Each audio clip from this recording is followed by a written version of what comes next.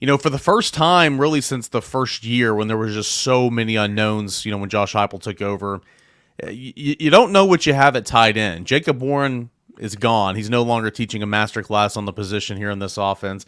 Princeton Fant's gone. McCown Castles came in, did a great job last year. He was one and done. He's gone. You have Ethan Davis, who, from an athletic standpoint and versatility and all that, you love, and you're learning how to play hand in the dirt, inline stuff over the last couple of years. That redshirt year was big for him. You like what you have there.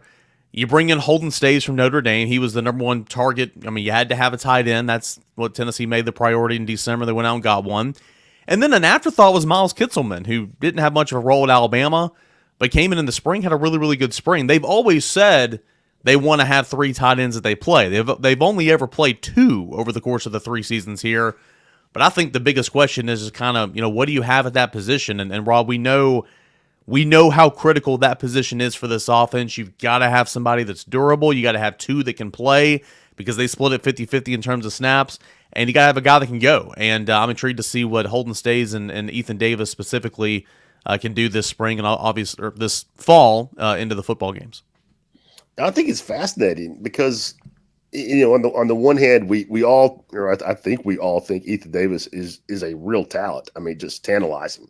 But at the same time, I mean, he's just done nothing. Injuries, and he played wide receiver or played split out wide in high school.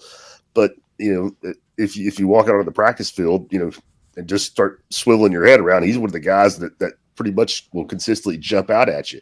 Can he be a two-way factor? I mean, the way physically, golly, Hubbard, he's probably pretty similar to Jacob. Right now, and when you just talk about dimensions, what he's 6'5", 235, 240, and I think Jacob finished stronger than that, I guess. But I mean, he played at that weight and was effective.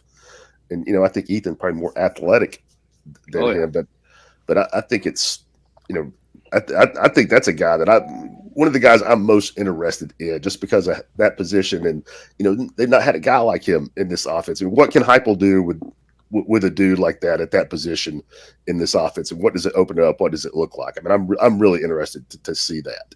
And you hope he stays healthy. Again, he's had a couple key. injuries here at Tennessee, and you hate that. But also, football's contact sport, but you're playing tight end. Not only are you splitting out wide sometimes like you did in high school. I mean, you've got your hand in the dirt, and you're playing H-back, and you're lead blocking sometimes in those split zones. I mean, you're gonna be right in there, and more than anything, you hope he stays healthy because, as Rob mentioned, from an athletic standpoint, he's fun to watch, and I think he could be good in this offense for sure. Well, I don't think there's any doubt that athletically he can do a ton of things. You love him out off the line, but when he's in line, what does he look like? How physical is he there? That's always been his challenge, and can he stay healthy? Talent wise, it's not a question. To me, I think Kitselman is the guy that nobody talks about. That I think everybody's going to see, 87 out there for a whole bunch of snaps. Because here's the thing about Miles Kitselman. I don't know how great of a receiver he is because he's never had the opportunity. He did more. He was productive offensively. From a pass catching standpoint in spring, he did some nice things. But here's what we know about Miles Kitselman: he has blocked in this league. And no offense to Holden Stays, and no offense to Notre Dame. I know they play good teams, and he's Holden Stays had to block some quality defensive ends. But each and every week in this league, you're blocking dudes off the edge. And Kitselman knows how to block in this league. And I think there's value in there that's probably not discussed a lot when talking about Kitselman. It probably was thought, here's an afterthought depth piece. But you go back and look, he didn't catch a ball. But how many reps does he have as a blocking guy? And how valuable is that in this offense? How important is that in this offense? In some ways, I think it's easier to unlock his athleticism as a pass catcher than it is to take an athletic guy and try to make him a finishing blocker. And I think Kitselman has got the finishing blocker part further along than the other two, which is a big piece to this puzzle for Tennessee. Now, will they play a bunch of two tight end sets, or do they feel like, you know what, we got to make sure we stay healthy there and we kind of do what we've been doing and basically play one tight end and rotate those guys? I think that'll be intriguing to watch because, I mean, your freshman help's not going to be a factor physically at this point. So it's really those three guys, and then I guess Charlie Browder as a walk on, but it feels like it's really those three guys. And do you play two of them at the same time, or do you just rotate out of those three guys? That'll be intriguing and interesting to watch, to see what Josh Heupel and Joey Halsley do in building this offense out this fall.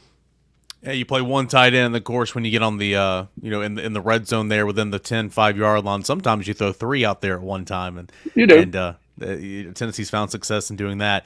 You see, I will just, before we move on, I know there'll be a bunch of inside baseball guys on the side. Hubbard, where's Emanuel Okoye in that? I know. I'm serious. I mean, some people want to know. I'm not. I mean, I don't think he's going to play. Defensive but line, some people. Yeah, he's in Rodney. He's in Camp Garner. Yeah. So what do you feel like? I mean, what do you feel like? Precipitated that move? Was it the block? Was it the physical aspect, or just the natural pass catching thing that he couldn't? I think it was the how can we allow him to be the most athletic he can be, and I go back to, I've said this a million times and I'll say it again. He is so raw in terms of football knowledge that I think that position of tight end, you got to know receiver, you got to know offensive line blocking scheme, you got to know run game scheme in terms of where the back's going. Sometimes you may in motion, H-back. There's a whole lot to dive into.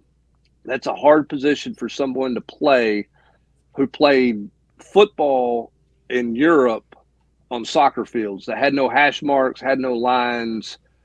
I mean, he was playing backyard football. It's what he was doing. And so I think to allow him to be the most athletic and to keep him the most engaged, I think let's give him a shot in spring to see what he can do at defensive end. And I think coming out of that, they're like, you know what?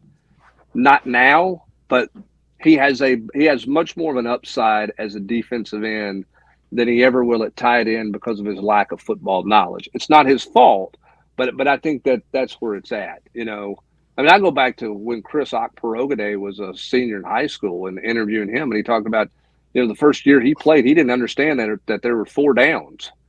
Like, he just did what somebody told. I mean, he just didn't know the game. And I mean, I'm not making fun of him. No, I remember talking to the same kid, same thing. Yeah. The guy didn't grow up playing football. He didn't grow up watching football. We don't ever think TV. about it. I mean, it's second nature to all of us. I mean, growing up like we did, but I mean, they don't penalties, first down, yard markers, first down. I mean, it's just Jackson crazy. Ross didn't know what a flag was. I mean, yeah, it's you don't just grow up with it. You don't know. I think Emanuel's a great story. I thought it was always odd they started him there just because of all the things you're saying, Hubbard. It's not a place where you could just, at the very least on third down, you can take your defensive end and say line up and go. Yeah, well, I think start him there just to see, because you had plenty of depth at the defensive end position, and I think I think you got into his first spring practice, and you're kind of like, you know what, this guy's still swimming and trying to figure out how to play the game. Let's see what he can do on the other side, and I think he's got some twitch about him, and we'll see what he grows into and develops into. But I just think after trying at the tight end position, it's just probably too much for him to try to master in a short period of time.